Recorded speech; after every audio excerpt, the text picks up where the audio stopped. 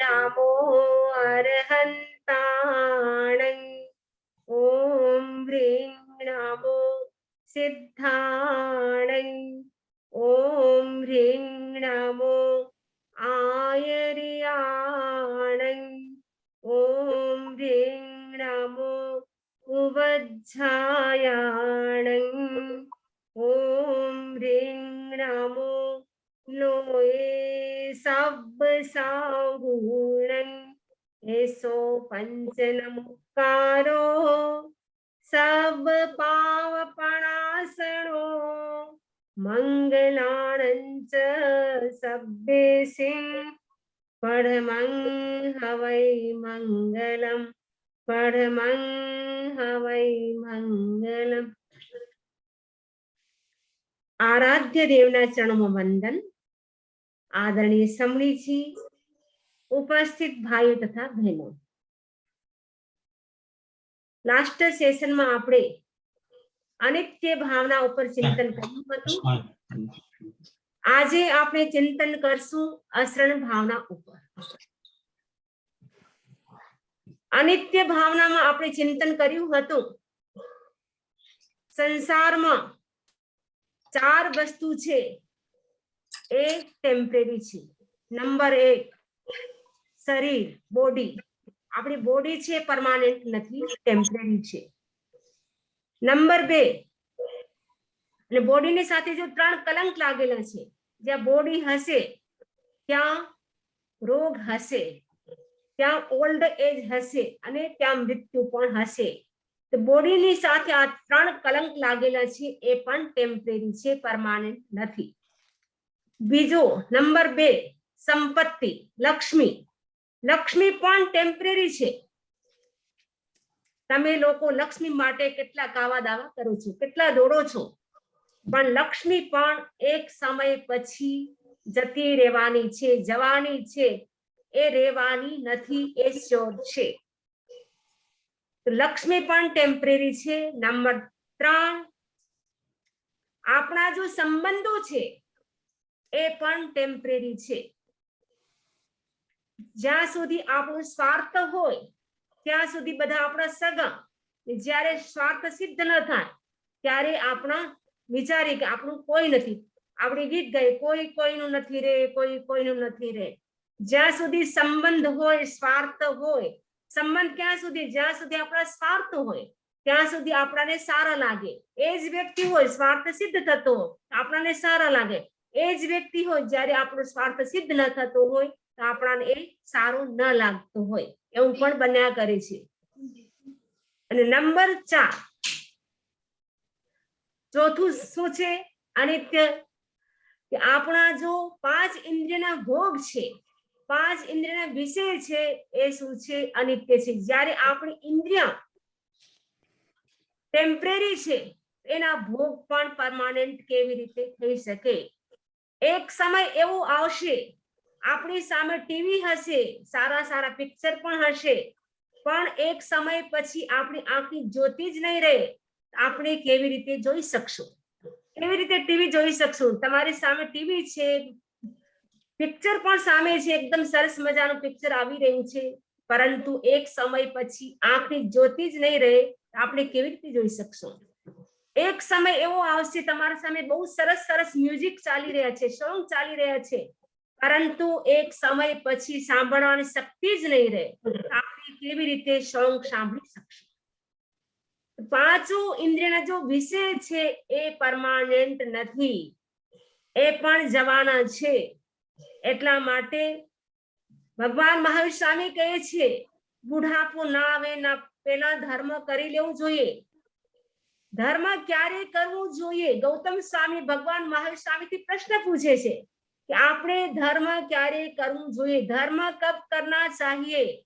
भगवान महावीर स्वामी कहे छे जरा जाओ न पीले वाही जाओ न बद्धई जाविंद्या न हाइन की ताव धम्म समाये रे। जब तक बुढ़ापा न आए, ज्यां सुधी घड़पण न आवे, एना पहला धर्म करी लेवू जोईए। बुढ़ापो एटले शुं? बुढ़ापो एटले धीमे धीमे शरीरना एक एक पार्ट सेपरेट थाय, एनुं नाम छे बुढ़ापो। બધા એક સાથે સેપરેટ નથી થતા, બધાથી પહેલા શું થાય છે, ઢીંચણ ખતમ થાય છે. ઢીંચણમાં દુખાવો ચાલુ થઈ ગયો એનો મતલબ શું છે, બુઢાપો આવી ગયો, ओल्ड एज આવી ગઈ. બીજું ओल्ड एज નું લક્ષણ શું છે, दूसरा ओल्ड एज का लक्षण क्या है, યાદ ન રહે. એક ઉંમર આવી જાય પછી યાદ ન રહે. પહેલા તો તમે કહેતા કે નાનપણમાં અમને બહુ યાદ રહેતું હતું, સમણીજી હવે અમને યાદ નથી રહેતું. અમે કઈ તમને યાદ ન રહે તો તમે ડાયરીમાં નોટ કરો. અરે સમણીજી ડાયરીમાં નોટ કરી પણ ડાયરી ક્યાં મૂકીએ એ પણ અમે ભૂલી જઈએ છીએ. રિકોલ કરવા માટે ડાયરી તો જોઈએ ને, કાંઈ પણ નોટ કરી પ્રવચન તો રિકોલ કરવા માટે ડાયરી તો જોઈએ ને, ડાયરી ક્યાં મૂકીએ છીએ એ પણ ભૂલાઈ જાય છે. તો બુઢાપાનું બીજું લક્ષણ શું છે, યાદ ન રહે. પહેલું લક્ષણ છે કે ઢીંચણ આપણા ખલાસ થઈ જાય. ત્રીજું છે કે આપણા જો વાળ યુવા અવસ્થામાં જો હેર એકદમ બ્લેક બ્લેક હોય, પણ મને લાગે છે અમેરિકામાં તો કોઈના બ્લેક વ્હાઈટ વાળ જ નથી હોતા, બધાના બ્લેક છે. કેવા મસ્ત ગીતાબેન ના જો કેવા સરસ છે, ભારતીબેન ના વાળ કેટલા કાળા કાળા છે. અહીંયા તો બધાના લોકોના વાળ કાળા જ હોય છે, કેમ કે એક સમય પછી તમે શું કરો છો, ડાઈ કરી દો છો, એટલે ખબર ન પડે બીજાને કે અમે ઓલ્ડ એજમાં આવી ગયા છીએ. તમે તમારા વાળ કાળા છે પણ મોઢો તો તમારું રિંકલ્સ હોય એટલે ખબર પડી જાય છે. પરંતુ હવે તો એવી ટેકનોલોજી પણ આવી ગઈ છે કે આપણે રિંકલ્સ હોય છે એની પણ સર્જરી કરાવી શકીએ, રિંકલ્સ પણ કાઢી શકીએ અને એકદમ યંગ તમે બની શકો, ગમે એટલું કરી શકો. પરંતુ બુઢાપો છે, ઓલ્ડ એજ છે, એનાથી આપણાને કોઈ બચાવી શકતું નથી. એટલા માટે ભગવાન મહેશ સ્વામી કહે છે, જબ તક બુઢાપા ન આए उससे पहले धर्म कर लेना चाहिए. પહેલે જમાનો એક સમય એવો હતો જ્યારે કોઈ માણસનો એક બાળ પણ સફેદ થતો હતો, એક बाल भी सफेद होता तो क्या करता था, वो घर छोड़ करके संन्यास जीवन स्वीकार कर देता था. लेकिन आज तो पूरा माथा भी सफेद થઈ જાય, આખું માથું પણ ધોળું થઈ જાય, વાળ સફેદ થઈ જાય, છતાંય આપણાને વૈરાગ્ય નથી આવતો. તો ભગવાન મહેશ સ્વામી કહે છે, જ્યાં સુધી ઘડપણ ના આવે એના પહેલા ધર્મ કરી લેવું જોઈએ. નંબર 2, જ્યાં સુધી આપણા શરીરમાં રોગ ના આવે, જબ તક अपने शरीर में रोग न आए उससे पहले એના પહેલા આપણે શું કરી લેવું જોઈએ, ધર્મ કરી લેવું જોઈએ. કેમ કે શરીરમાં જ્યારે નાના નાના રોગ આવશે ત્યારે તમારી ઈચ્છા હશે છતાંય પણ તમે ધર્મ ધ્યાન નહીં કરી શકો. કેમ કે આજકાલ તો એટલી બધી બીમારી વધી રહી છે, ડિઝીઝ વધી રહી છે, તો નાની નાની બીમારી પણ પરેશાન કરે અને ત્યારે એવી ભયંકર બીમારી આવી જાય તો પછી તો તમે કાંઈ પણ ન કરી શકો. એટલા માટે ભગવાન મહેશ સ્વામી કહે છે કે જ્યાં સુધી શરીરમાં રોગ ન આવે એના પહેલા ધર્મ ધ્યાન કરી લેવું જોઈએ. ત્રીજી વાત કહે છે, જ્યાં સુધી આપણી જો પાંચો ઇન્દ્રિયા છે એ ક્ષીણ ન થાય એના પહેલા આપણે ધર્મ ધ્યાન કરી લેવું જોઈએ. કેમ કે યુવા અવસ્થામાં આપણી પાંચો ઇન્દ્રિય બરાબર હોય છે, પરંતુ જેમ જેમ ઓલ્ડ એજ આવે છે તેમ તેમ ધીમે ધીમે આપણી ઇન્દ્રિય એની જો ક્ષમતા હોય છે એ ધીમે ધીમે નષ્ટ થતી જાય છે.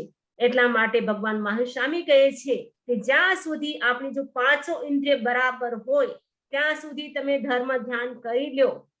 કેમ કે આ જો જવાની છે તો જવાની એટલે જવાની, જવાનીમાં ધ્યાન કરવાનું, ધર્મ ધ્યાન કરવાનું. જવાની એટલે શું, જવાની આપણે કઈ ને જવાનીમાં કરી લો, જવાની તો જવાની છે. કેમ કે બધા ઉપર જેટલા પણ આપણા સંબંધ છે દરેક ઉપર એક્સપાયર ડેટ લાગેલી છે. અમેરિકામાં તમે કોઈ પણ વસ્તુ લેવો છો તો તમે જોવો છો ને એક્સપાયર ડેટ શું છે અને કેટલા સમય સુધી આ રહેવાની છે.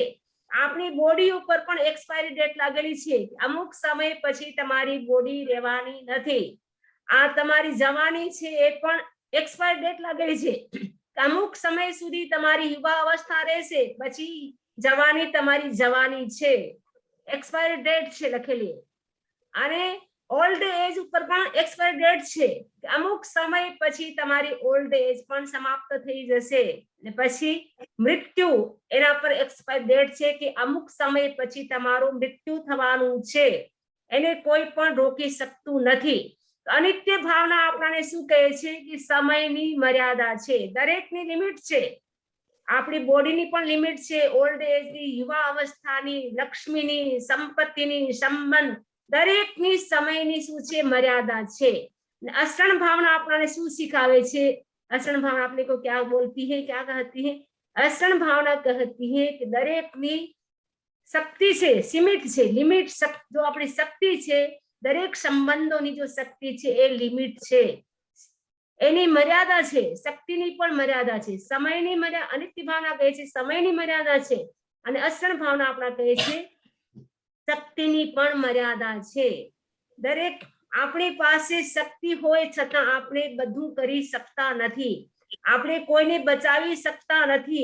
તો કઈ કઈ એવી વસ્તુ છે, कौन कौन सी ऐसी वस्तु है जो अपने को बचा नहीं सकती है, अपने को प्राण नहीं दे सकती है, अपना प्रोटेक्शन नहीं कर सकती है? ये कई वस्तु छे।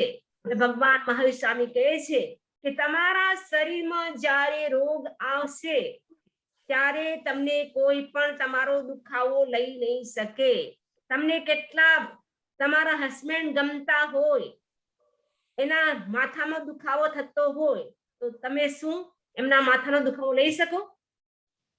तमे के तमे आटलो बधो प्रेम आपो छो, आपणे 50-50 करी लईए, तो करी सको? हर्षाबेन नयनभाई के मारा माथामां दुखावो थाय छे, 50-50 कर ले प्लीज, मारे आटलो बधो माथुं दुखे छे, तमे मारो दुखावो अर्धो लई ल्यो। तमे कहेशो के हूँ डॉक्टरनी पासे लई जई सकूं, ट्रीटमेंट सारो करावी सकूं, दवा तमने आपी सकूं, टाइम टू टाइम तमने सारामां सारू भोजन पण आपी सकूं, बनावीने टेस्टी भोजन पण, परंतु तमारो दुखावो छे ए तो तमने ज भोगवવો પડશે। तमारो दुखावो हूँ लई नहीं सकूं। कोईनो दुखावो लई सको तमे? કેટલું માલુમ હોય? જ્યારે તમારા લગ્ન થયા ત્યારે તમે શું કોલ કર્યો હતો, શું કર્યું હતું, પ્રોમિસ શું કર્યું હતું? સુખ દુઃખમાં આપણે સાથ આપશું, સુખમાં સાથ આપશું, દુઃખમાં પણ સાથ આપશું। તો જ્યારે દુખાવો આવે છે ત્યારે તમે એમનો દુખાવો કેમ નથી લઈ શકતા? કેમ કે ભગવાન મહાવીર સ્વામી કહે છે કે કોઈ કોઈનો દુખાવો ગમે એટલો પ્રેમ હોય, તમે કરોડો અરબો ખરબો સંપત્તિ પણ એના માટે ખર્ચવા માટે તૈયાર થાઓ, પરંતુ એનું જે દુઃખ છે, દર્દ છે, એ તો એને જ ભોગવવું પડે। તમે જોઈ શકો બધું, મતલબ તમે જોઈ શકો ઉભા, પણ તમે કાંઈ પણ કરી શકો નહીં। એટલે દુઃખથી આપણાને કોઈ પણ બચાવી ન શકે। અશરણ એટલે આપણી કોઈ હેલ્પ ન કરી શકે, એમ નહીં, આપણે હેલ્પ કોઈ ન કરી શકે એ તો શું છે? આપણી કમ્પ્લેન્ટ છે, મારું કોઈ કરતું નથી, મારી હેલ્પ કોઈ નથી કરતું, એ તો કમ્પ્લેન્ટ છે, પરંતુ કોઈ પણ આપણો હેલ્પ કરી જ ન શકે, એ અશરણ ભાવના છે। અશરણ ભાવનાનો મતલબ શું છે કે આપણું કોઈ પણ હેલ્પ કરી જ ન શકે, મારું કોઈ હેલ્પ નથી કરતું, એ તો શું છે? કમ્પ્લેન્ટ છે, તમારું આર્થ ધ્યાન છે, પરંતુ મારું કોઈ પણ હેલ્પ કરી જ ન શકે, એ છે અશરણ ભાવના। ગમે તેવી પરિસ્થિતિ હોય, અત્યારે કોરોના કાળમાં આપણે જોઈએ કેટલા લોકોનું મૃત્યુ થઈ ગયું, કેટલી સરકારે કેટલી સેવા કરી, કેટલું બધું આપ્યું, છતાંય કોઈ પણ કોઈને બચાવી ના શક્યું। જેને જે બહાને જવાના હતા એ ગયા, આપણે આંખોના સામે એટલી બધી સુરક્ષા, વેક્સિન પણ આપે, કેટલું બધું કર્યું સરકારે, છતાંય કેટલા લોકોનું મૃત્યુ થઈ ગયું, કેમ કે મૃત્યુથી પણ કોઈને આપણે બચાવી શકતા નથી। ભગવાન મહાવીર સ્વામી કહે છે અશરણ ભાવનાનો બીજો મતલબ છે કે મૃત્યુથી પણ આપણે કોઈને બચાવી ન શકીએ। જ્યારે શ્વાસોશ્વાસ આપણા ખૂટી જાય, જ્યારે શ્વાસોશ્વાસ આપણા ખૂટી જાય, જ્યારે આયુષ્ય કર્મ આપણું પૂરું થઈ જાય, ત્યારે કોઈ પણ વ્યક્તિ ગમે એટલો વાલો હોય, શું મૃત્યુથી એને રોકી શકે? ના રોકી શકે। તમે કહો હું તો કે વજ્રના પાંજરામાં જતો રહીશ, એકદમ ઘરને બંધ કરી દઈશ, એકદમ પાંજરામાં પુરાઈ જઈશ, એકદમ વજ્ર જેવું પાંજરું જે ખુલી જ ન શકે એવા પાંજરામાં હું પુરાઈ જઈશ, તો પણ તમને મૃત્યુ મૂકશે? નહીં મૂકે। તમે કે હું પહાડ ઉપર ચડી જઈશ, તો ત્યાં તો મને મૃત્યુ લેવા નહીં આવે, પણ પહાડ ઉપર જશો તો પણ ત્યાં યમરાજ આવીને ઉભો રહેશે। તમે કે હું તો છુપાઈ જઈશ, ગમે તેમ તમે કરશો, છુપાઈ જશો, તમે ગમે ત્યાં જતા રહેશો, છતાંય મૃત્યુ તો કોઈને રોકી નથી શકતો, કોઈ પણ રોકી નથી શકતું મૃત્યુને. ઇવન જો ચક્રવર્તી હોય છે એ પણ પોતાના મૃત્યુને રોકી નથી શકતા. ચક્રવર્તી કોણ હોય છે? જે 6 ખંડના માલિક હોય છે. 6 ખંડ કયા છે તમને ખબર છે? 6 ખંડના નામ કોઈને ખબર છે? 6 ખંડ કોણ કયા છે? એવરીબોડી 6 ખંડ ખબર છે કોઈને? હર્ષાબેન 6 ખંડ કયા છે? યાદ અત્યારે એકદમ નથી આવતું. કાંઈ વાંધો નહીં, ગીતાબેન બોલશે. ગીતાબેન પણ થોડું થોડું યાદ છે. ભરતખંડ, ઐરાવત, ઐરાવત ખંડ, then એ ખંડ નથી. ખંડ 5 મ્લેચ્છ ખંડ અને એક આર્યખંડ. એ 6 ખંડ છે. 5 મ્લેચ્છ ખંડ છે અને એક છે આર્યખંડ. તો જો ચક્રવર્તી હોય છે શું કરે છે? 6 ખંડને જીતે છે ત્યારે ચક્રવર્તી બને છે. એમના અધીનમાં કેટલા 32,000 રાજાઓ એના અંડરમાં હોય છે. એમની પાસે 14 રત્ન હોય છે, 9 નિધિ હોય છે અને 84,000 ઘોડા હોય છે. અને એમની રાણીઓ કેટલી હોય છે? દિગંબર પરંપરાના અનુસાર તો 96,000 અને શ્વેતાંબર પરંપરાની અનુસાર 64,000 જેટલી પણ રાણીઓ, ગમે એટલી તમારી ઈચ્છા એટલે કરો, તો એટલી બધી રાણીઓ હોય છે. ચતુરંગી સેના હોય છે. એમના એટલું બળ હોય છે એમનામાં. છતાંય પણ જ્યારે મૃત્યુ આવે છે તો મૃત્યુ આવે ત્યારે એ મૃત્યુથી બચી નથી શકતા. એમને પણ જવું પડે છે. ચક્રવર્તીની ગમે એટલી સાહેબી હોય, ગમે એટલી રિદ્ધિ સિદ્ધિ હોય, એ બધું મૂકીને અસહાય થઈને જ્યારે મૃત્યુ આવે છે ત્યારે કરગરે છે, પરંતુ મૃત્યુ પણ એને બચાવી શકતી નથી.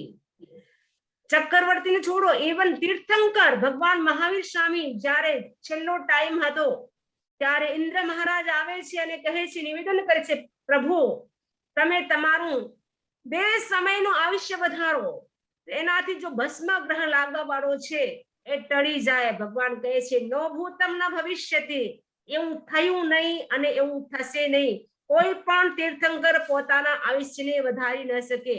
તીર્થંકર જો ભગવાનની આત્મા છે એ પણ પોતાના આયુષ્યને 2 સેકન્ડ પણ ન વધારી શકે. તો આપણે તો કેવી રીતે વધારી શકીએ? સિકંદર તમને યાદ છે, સિકંદરનું એક્ઝામ્પલ તો ઘણું બધું સાંભળ્યું હશે. સિકંદર જ્યારે છેલ્લી અવસ્થામાં હતો, સિકંદરની પાસે કેટલો ખજાનો હતો ખબર છે તમને? 35 ઊંટો ઉપર એમની ખજાનાની ચાવી ચાલતી હતી. એટલો બધો ખજાનો હતો એમની પાસે. 35 ઊંટો અને 35 કેમલ્સ પર એમની ખજાને કી ચાબી ચલતી હતી. એટલો બધો ખજાનો હતો. અને જ્યારે છેલ્લો ટાઈમ આવે છે, જ્યારે એમના શરીરમાં બીમારી આવે છે, ત્યારે ડોક્ટર આવે છે, હકીમ આવે છે, મોટા મોટા વૈદ્યો આવે છે અને બધા ડોક્ટર જવાબ આપી દે છે કે હવે તમારું મૃત્યુ નક્કી છે, અમે રોકી નહીં શકીએ. ત્યારે સિકંદર કહે છે કે તમે મને 24 કલાકની જિંદગી આપી દો તો ઓછામાં ઓછું મારી માથી તો હું મળીને આવી શકું. તો કે 24 કલાક તો શું, 24 મિનિટની પણ અમે તમને જિંદગી નહીં આપી શકીએ. ત્યારે સિકંદરને પશ્ચાતાપ થાય છે. આખી લાઈફ મેં શું કર્યું? આ ખજાનો ભરવા માટે મેં કેટલા કાળા ધોળા કર્યા, કેટલાની મેં હિંસા કરી, કેટલાને માર્યા કાટ્યા, પરંતુ આજે આ જ ખજાનો મને શરણ આપવા માટે તૈયાર નથી. તો સિકંદરને એટલો બધો પસ્તાવો થાય છે અને ઉપસ્થિત લોકોને કહે છે જ્યારે મારી અર્થી નિકાહ કાઢવામાં આવે ત્યારે તમે શું કરજો? મારા બંને હાથને બારે રાખજો અને સાથે સાથે એક હાથને કાળું કરજો અને એક હાથને ધોળો કરજો. ત્યારે ઉપસ્થિત લોકો પૂછે છે એનો મતલબ શું? ત્યારે સિકંદર કહે છે કે સિકંદર આટલો બધો એની પાસે પૈસો હતો, એટલો બધો ધન, એટલું બધું મની બેંક બેલેન્સ હતું, છતાં આ દુનિયાથી સિકંદર જાય છે, શું જાય છે? ખાલી હાથે જાય છે. સાથે શું જાય છે એની સાથે? સિકંદરની સાથે શું જાય છે જસુભાઈ? શું જાય છે? પુણ્ય અને પાપ. પુણ્ય અને પાપ. કાળો હાથ પાપનો પ્રતીક અને સફેદ હાથ પુણ્યનો પ્રતીક. જ્યારે વ્યક્તિની મૃત્યુ થાય છે ત્યારે ગમે એટલું તમારે બેંક બેલેન્સ હોય, ગમે એટલી ઓફિસ હોય, ગમે એટલા હાઉસ હોય, શું તમે લઈ જઈ શકો? કોઈ પણ ન લઈ જઈ શકે. બધાને કેટલા મોટા બંગલા હોય એ પણ છોડીને જવું પડે. તો ચક્રવર્તીની પાસે એટલું બધું હતું છતાંય બધું છોડીને એમને પણ મૃત્યુની ગોદમાં જવું પડ્યું. તીર્થંકર પણ પોતાના આયુષ્ય ન વધારી શકે તો બીજા તો કોણ વધારી શકે. ઇન્દ્ર પણ કેટલા શક્તિશાળી હોય છે, એ કેટલા વિમાનોના સ્વામી હોય છે. જ્યારે એમને ખબર પડે છે 6 મહિના પહેલા મારું મૃત્યુ થવાનું છે, તો એમનું તેજ હોય છે, જો ગ્લો હોય છે એ પણ ઓછું થઈ જાય છે. એમની જો એનર્જી હોય છે એ પણ ઓછી થઈ જાય છે. એ ડિપ્રેસ્ડ થઈ જાય છે, ડિપ્રેશનમાં આવી જાય છે, ટેન્શનમાં આવી જાય છે. કેમ કે એમની પાસે અવધિ જ્ઞાન હોય છે દેવતાની પાસે. તો દેવતા જોવે છે હવે મારે મરીને અહીં જવું પડશે, હવે મારે બિલાડી થવું પડશે, હવે મારે ડોગી થવું પડશે. અમેરિકાના ડોગી તો એ સુખી હોય છે, પરંતુ ઇન્ડિયાના ડોગી તો કેટલા દુખી હોય છે, બચારા ગલી ગલીમાં ભટકતા હોય છે. અહીં તમે જોઈએ છે ડોગીને બહુ ધ્યાન રાખો છો તમે, એકદમ ગાદલા ઉપર સોફ્ટ ગાદલા ઉપર સુવાડો છો, કેટલા કૂતરાનું ધ્યાન રાખો છો, પરંતુ ઇન્ડિયાના ડોગી પણ કેટલા બચારા દુખી હોય છે. તો બચારા ઇન્દ્ર જો હોય છે વિચારે છે અહીં કંટુ હું આટલા બધા વિમાનોનું માલિક હતો, આટલી બધી અપ્સરા મારી સેવામાં હતી, હવે આ બધું છોડીને મારે જવું પડશે. એટલા દુખી થઈ જાય છે. એ પણ એટલા શક્તિશાળી ઇન્દ્ર પણ પોતાનું આયુષ્ય વધારી નથી શકતા. એને પણ મૃત્યુનું આગે હાથ જોડવા પડે છે. એ પણ બચારા કરગરે છે, પરંતુ મૃત્યુ એટલી બધી ક્રૂર હોય છે એ કોઈને પણ મુક્તિ નથી. ગમે ત્યારે ગમે તે વ્યક્તિને લઈ જાય છે. आचार्य सूत्र में कहूं छे नथी कालस्य आगमो, मृत्यु आने का समय कोई निश्चित नहीं है. मृत्यु क्यारे पण कोईने पण आवी सके, गमे त्यां आवी सके, गमे त्यां, चाहे अमेरिका में के इंडिया में, घर में के बारे के गमे त्यां, ऑफिस में के गमे त्यां तमे फरवा गया हो कि गमे त्यां मृत्यु आवी सके. नाना ने पण आवी सके, मोटा ने पण आवी सके, स्त्री ने पण आवी सके, पुरुष ने पण आवी सके, दादा ने पण आवी सके, पोतरा ने, गमे तेम. घणी वखत आपणे जोई छे दादा बैठा होय छे ने सामे पोतरो जतो रहेવો होय छे. घणी वखत बाप होय छे दीकरो जातो रहे छे. तो मृत्यु ने कोई लाज शरम નથી, એટલા માટે મૃત્યુ માટે આવે છે શબ્દ ક્રૂર છે. મૃત્યુ એટલી બધી ક્રૂર છે કે ગમે સાથે ગમે તે વ્યક્તિને લઈ જાય છે. તો મૃત્યુથી પણ આપણને કોઈ ત્રાણ નથી આપી શકતું, બચાવી નથી શકતું. ઓલ્ડ એજ થી પણ આપણને કોઈ બચાવી શકતું નથી. તમારો દીકરો એકદમ યંગ છે, તમે કહો કે તું તો એટલો બધો હઠ્ઠો કઠો છે, યંગ છે, ચાલ થોડું મને તારો યંગ આપી દે, હું થોડી સારી લાગુ, પણ તમને એ તમારી યંગ અવસ્થા આપી નહીં શકે. ઓલ્ડ એજ થી પણ આપણને કોઈ બચાવી શકતું નથી. રોગથી પણ કોઈ આપણને બચાવી શકતું નથી, અને મૃત્યુથી પણ કોઈ આપણને બચાવી શકતું નથી. સંસારના બધા સંબંધ સ્વાર્થના છે. જ્યાં સુધી સ્વાર્થ હોય છે ત્યાં સુધી આપણું હોય છે.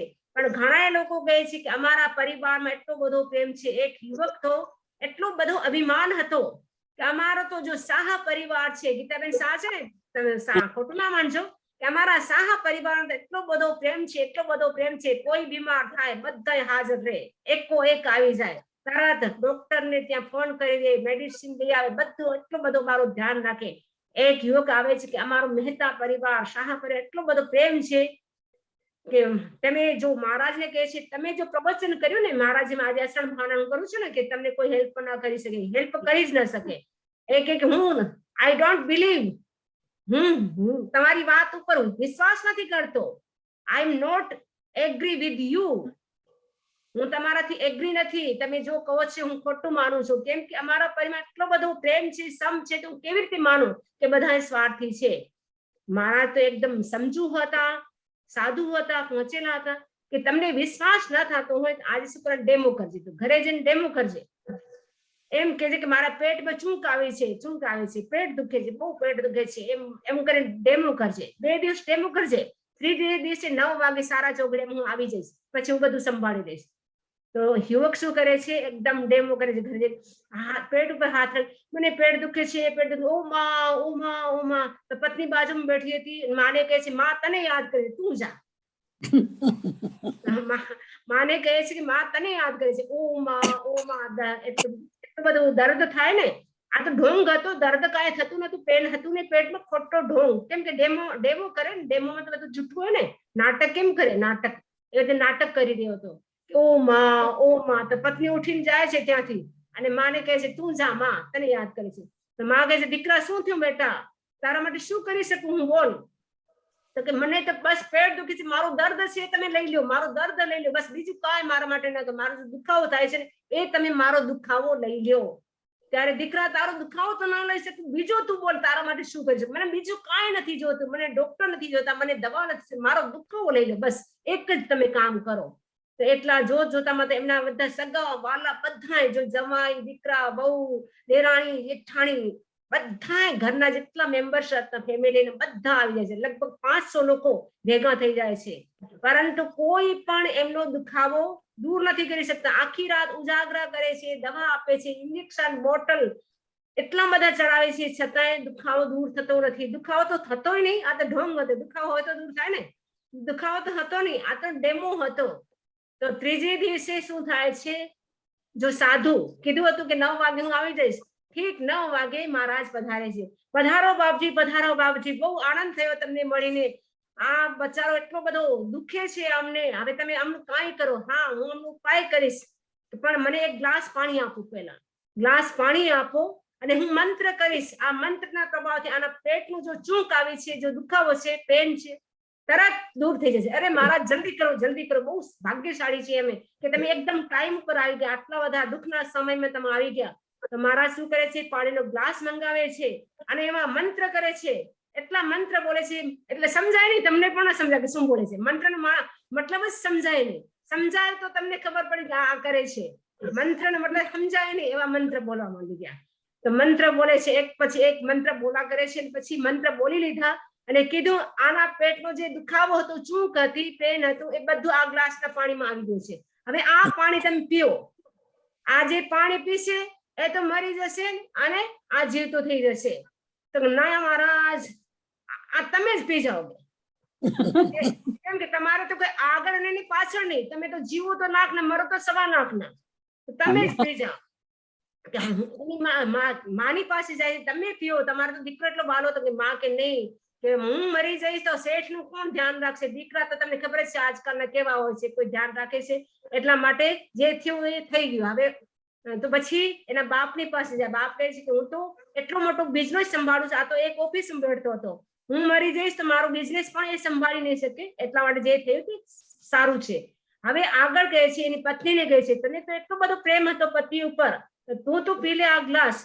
ત્યારે પત્ની પણ ના પાડે છે કે મારા ઉપર એટલો બધો સ્નેહ હતો, હું મરી જઈશ તો એ પણ પાછો મરી જશે, મારા વગર એ જીવિત નહીં રહી શકે. એટલા માટે એ મરી ગયું એ ઠીક છે, બે મરીને શું કરવાનું. એમ કરીને પત્ની પણ ના પાડી દે છે. હવે મહારાજ કહે છે કાંઈ વાંધો નહીં, હું પીઉં છું. એટલામાં એ છોકરો જો ડેમો કરી રહ્યો હતો, યુવક, એ ઉભો થઈ જાય છે અને કહે છે મેં સંસારના સંબંધ જોઈ લીધા કે સંસાર કેટલો સ્વાર્થી છે.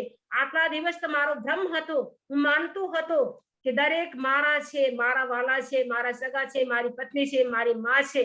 એક થોડો મોડો આવતો, ફોન ઉપર ફોન આવતો, હજી સુધી કેમ જમવા માટે નથી આવ્યો. ત્યારે મને એમ લાગતું મારા ઉપર કેટલો બધો પ્રેમ છે, પણ આજે મને મારી મહારાજે શું કરી, આંખે ખોલી દીધી. મને ખબર પડી ગયો કે સંસારના લોકો કેટલા સ્વાર્થી છે.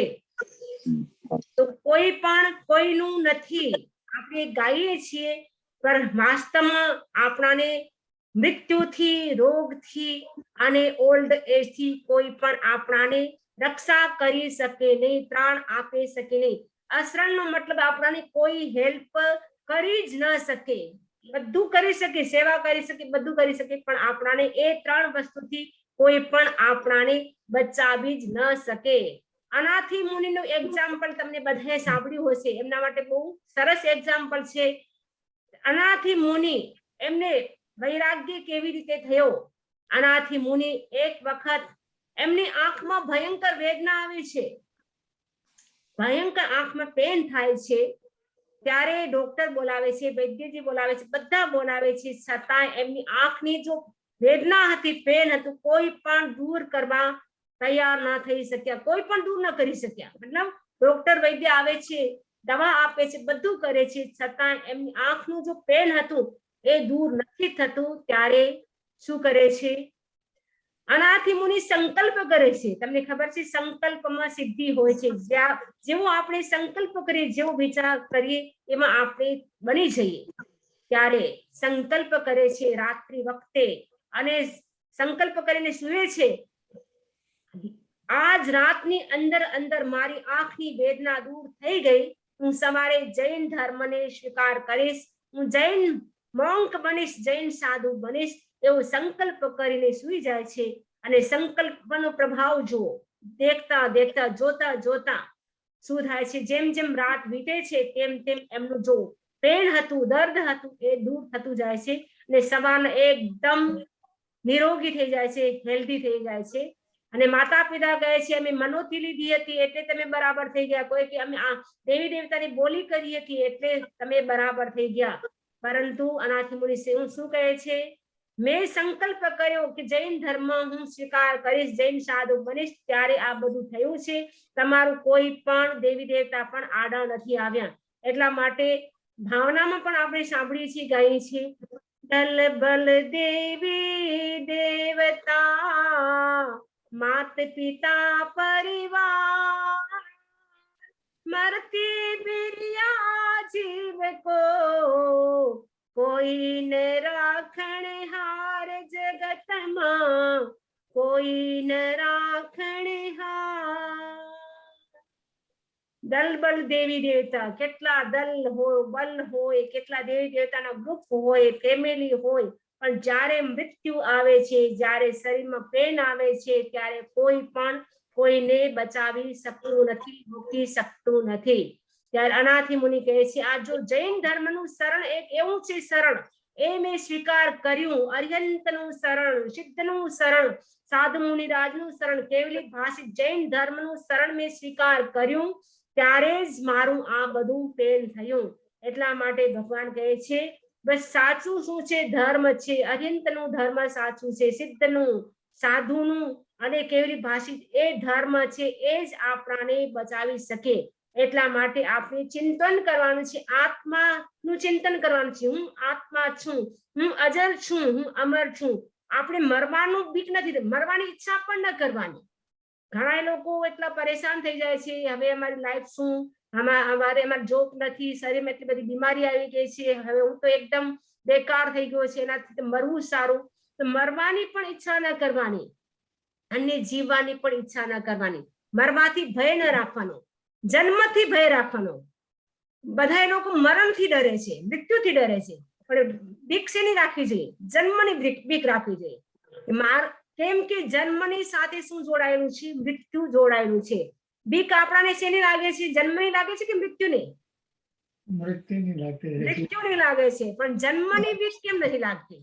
જન્મ થાય એટલે તો મૃત્યુ થાય, જન્મ ન થાય તો મૃત્યુ પણ ન થાય. તમને ખબર છે ગજેશ કુમાર જયારે દીક્ષા લઈ રહ્યા હતા ત્યારે નેમિનાથનું પ્રવચન સાંભળીને એમને વૈરાગ્ય થાય છે અને દેવકી માને કહે છે, એમની માનું નામ દેવકી હતું, અને કહે છે માં મને દીક્ષાની રજા આપ. દેવકી બહુ ધાર્મિક હતી, છતાંય પોતાના દીકરા ઉપર રાગ હોય, સ્નેહ હોય, એટલે કહે છે ના દીકરા તું બહુ કોમળ છે, તું દીક્ષા ના લઈ શકે, દીક્ષા તો બીજા લે એ સારું, તારે તો અહીંયા રહેવાનું મારી પાસે. એક બીજી વાર એ વિચાર પણ આવે છે કે જો ગજેશ કુમાર કહે છે દીક્ષા એ સાચું છે, ભગવાનનો માર્ગ સાચું છે, પરંતુ પોતાના દીકરા ઉપર સ્નેહ ભાવ હોય, રાગ હોય, એટલે કહે છે દીકરા તું બહુ કોમળ છે, તું દીક્ષા ન લઈ શકે. એટલા બધા જેટલા પણ આર્ગ્યુમેન્ટ હતા, બધા આર્ગ્યુમેન્ટ સારો જવાબ આપે છે. ત્યારે દેવકીને લાગ્યો આ ગજેશ કુમાર તો કેટલું કહીએ છતાં આપણાથી રોકાશે નહીં. ત્યારે દેવકી છેલ્લું એક વાક્ય કહે છે તું મને વચન આપ તો તને દીક્ષાની રજા મળશે. ગજેશ કુમાર કહે છે શું વચન આપું?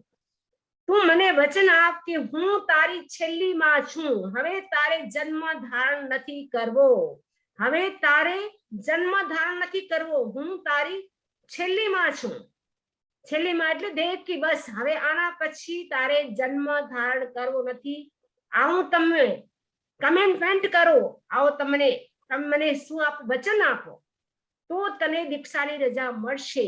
ત્યારે ગજેશ કુમાર વચન આપે છે कि हूँ तमने वचन आपू छू, मैं आपको वचन देता हूँ कि मेरा अंतिम जन्म है, अब मेरे को जन्म नहीं लेना है, मृत्यु फिर आएगी नहीं, जन्म नहीं लेंगे तो मृत्यु कैसे आएगी।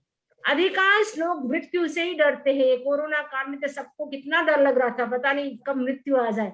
2 वैक्सीन हो गए, तब और आप क्या और बोले, कोई बोले कि आप वो ले लो समझिए, उससे इम्यून सिस्टम आप और स्ट्रॉन्ग हो जाए। बूस्टर व्यक्ति को डर लगता है, आप बूस्टर ले लो, वो ले लो, जिससे मृत्यु ना आए। मृत्यु तो कुछ भी ले लो तो भी आने वाली होगी, तो आ जाएगी, वो तो रोक नहीं सकते हैं कोई किसी को भी। तो गजेश्वर कुमार वचन देते हैं कि मैं आपको कॉल करता हूँ, आपके साथ वचन करता हूँ, कमिटमेंट करता हूँ, आप मेरी अंतिम माँ है।